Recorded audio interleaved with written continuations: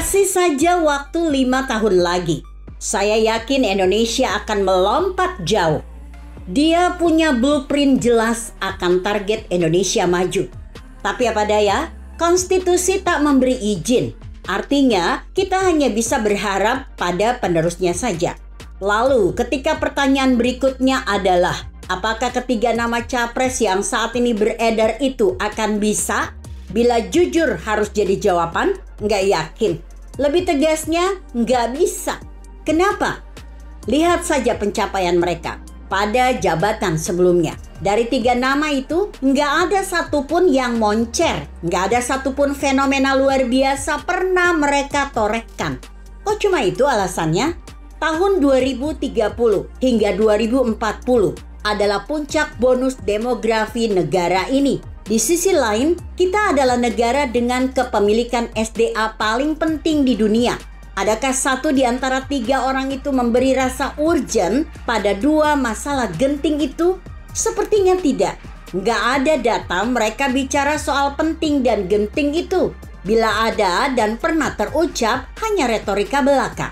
Nggak ada blueprint jelas yang harusnya tersirat dalam gagasan atau obrolan sempat muncul dari mulut ketiga orang itu. Bagiku, ketiganya masih bicara gimmick, bukan esensial.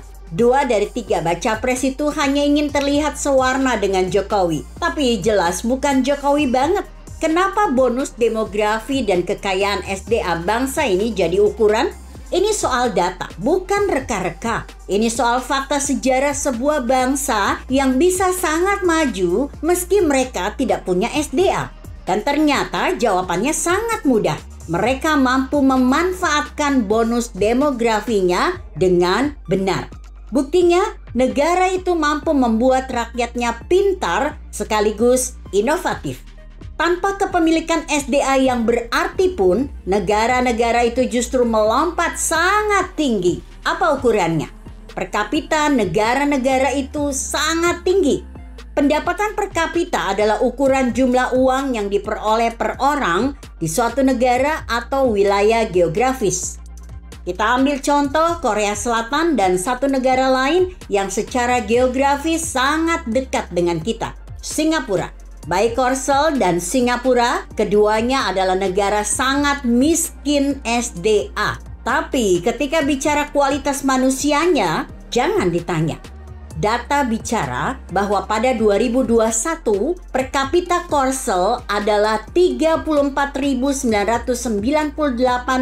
Amerika Serikat dan Singapura $72.795 Amerika Serikat. Kita, Indonesia, pada 2022 adalah $4.783. Oke, jangan dibandingkan dengan Indonesia, tapi Arab Saudi saja, biar nggak jomplang. Sama dengan Indonesia, Arab Saudi sangat kaya raya dengan SDA atau minyaknya. Pada 2021, per kapita Arab Saudi adalah $23.186. Itu jauh lebih tinggi dari Indonesia, tapi jelas sangat tertinggal dengan Korsel apalagi Singapura. Padahal pada 1980 atau 4 dekade yang lalu, per kapita Arab Saudi sudah pada posisi $16.176, sementara Singapura baru pada $4.928 dan Korea Selatan $1.715 Amerika Serikat. Kerajaan Arab setelah 40 tahun memang mampu bikin rakyatnya lebih kaya hampir setengah kalinya. Tapi Korsel 20 kali lebih dan Singapura 14 kali lebih kaya pada warga negaranya.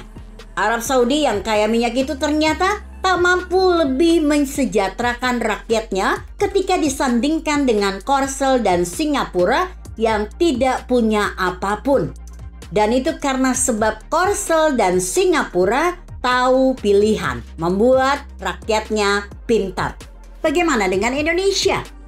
Pada sekitar 1980 hingga 1990-an, per kapita kita adalah sekitar $1.155 Amerika Serikat. Itu tidak jauh dari per kapita Korsel yang $1.715.